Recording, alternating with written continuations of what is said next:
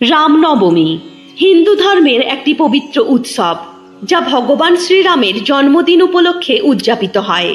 আজ আমরা জানব এই উৎসবের ইতিহাস।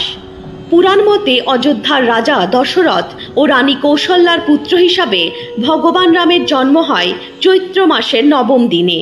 রাজা দশরথ পুত্রপ্রাপ্তির যজ্ঞ করেন এবং সেই যজ্ঞের ফলস্বরূপ রামের জন্ম হয়। ভগবান রামকে মর্যাদা পুরুষোত্তম বলা হয়, কারণ তিনি ন্যায়, সত্য ও ধর্মের প্রতীক। রামনবমী আমাদের স্মরণ করিয়ে দেয় সত্য ও ন্যায়ের পথে চলার গুরুত্ব। রামনবমীতে ভক্তরা উপবাস করেন, মন্দিরে পুজো দেন, রামায়ণ পাঠ করেন।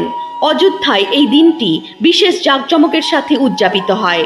রামনবমী আমাদের শিক্ষা দেয় সত্য, ন্যায় ও ধর্মের পথে চলতে। আসুন আমরা ভগবান রামের আদর্শ অনুসরণ করে আমাদের জীবনকে সার্থক করি।